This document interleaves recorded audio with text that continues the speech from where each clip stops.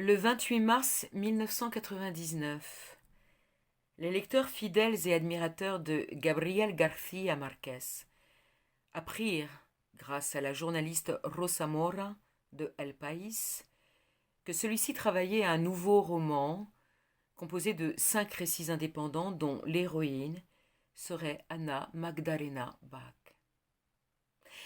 Voici donc Nous nous verrons en août, roman inédit de Gabriel García Márquez, paru le 13 mars 2024 aux éditions Grasset, 144 pages traduites de l'espagnol Colombie par Gabriel Lacouli.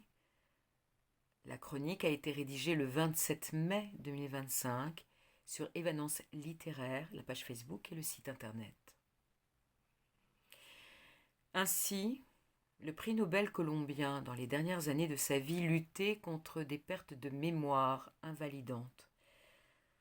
On peut imaginer, pour un tel perfectionniste, à quel point la rédaction de ce texte lui demandait d'efforts, et combien il devait se désespérer à certains moments du processus de création, de ne plus être en possession de toutes ses capacités mentales. Il déclara « La mémoire est à la fois ma matière première et mon instrument de travail. Sans elle, il n'y a plus rien. Ce livre ne marche pas. Il n'y a qu'à s'en débarrasser. » Ce livre est donc en lui-même, au-delà du texte, un témoignage bouleversant du courage de cet homme amoindri face à une montagne qu'il avait jusque-là affrontée et vaincue sans problème. Ce livre est aussi poignant et émouvant car il témoigne de l'affection et du respect de Rodrigo et Gonzalo García Barcha envers leur père. En effet, presque 10 ans après la mort du grand homme, en relisant cette histoire, il la trouve tout à fait représentative de la créativité, du style littéraire incomparable, de la finesse psychologique, de l'originalité de leurs géniteurs, malgré, effectivement je les ai notés, des répétitions, des incohérences quant à certains détails. Ces défauts mineurs sont gardés dans la première version et la présente, dans un esprit de préservation du manuscrit. Nous nous verrons en août, tel qu'il avait été approuvé et édité du vivant de l'écrivain.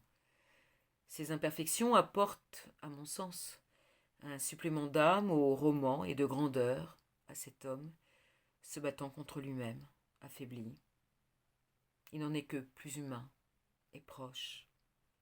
Ses fils déclarent « Peut-être que la perte des facultés qui n'avait pas permis à Gabo de le terminer pouvait tout aussi bien l'avoir empêché de l'apprécier à sa juste valeur. »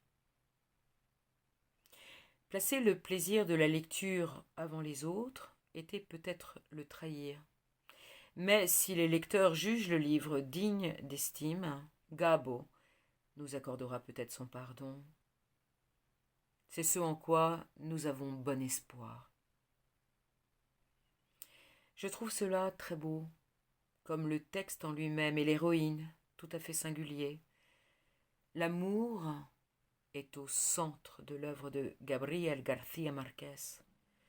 Celui-ci s'accompagne ici d'un thème peu traité d'habitude, le désir au féminin, celui d'une femme vieillissante, Ana Magdalena Bach, quel nom.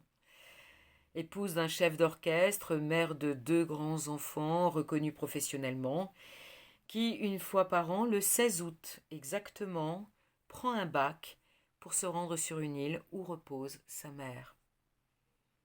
Chaque année donc, elle fait le trajet seule, achète des glaïeuls à la même fleuriste et se rend sur la tombe de la défunte. Où sommes-nous réellement? Quand situé ce récit? Nous ne le savons pas. Pourquoi la mère s'est-elle faite enterrer dans ce lieu improbable? Non plus. Un mystère plane. Cette fois, Anna Magdalena franchit un pas sans analyser vraiment ses propres raisons. Il fait chaud, on danse le soir, on boit de l'alcool, on se frôle, on se regarde, on s'apprivoise. et on partage des heures érotiques et sensuelles dans l'humidité nocturne, anonymement. Une aventure fugitive et éphémère qui devrait lui laisser un souvenir unique et intime. Mais le lendemain matin, son amant de passage a laissé, avant de partir, 20$ entre 2 pages du livre déposé à son chevet. Rien ne l'a préparée à ce qu'elle prend pour une humiliation. Ni sa vie de bourgeoise, ni sa culture musicale et littéraire, ni son expérience d'épouse et de mère. L'escapade du 16 août devient une épreuve dont elle voudra année après année revenir gagnante. De plus, ce qu'il advenait dans l'île restait jusque-là indépendant de sa vie quotidienne, sauf que, dorénavant, les deux existences s'entremêlent et l'incident malheureux déteint sur tout le reste de l'année.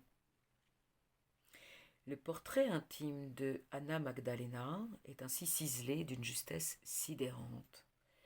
La beauté de ce personnage réside dans ses imperfections et limites. Une remise en question de toute sa vie s'ensuit.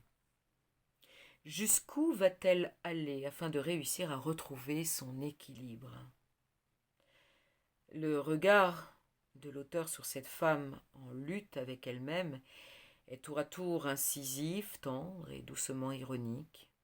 L'on sourit beaucoup, on palpite, on reste sidéré par la pertinence du propos et l'on est ébloui par l'originalité du scénario. Gratitude au fils de Gabriel García Márquez pour ce cadeau inestimable.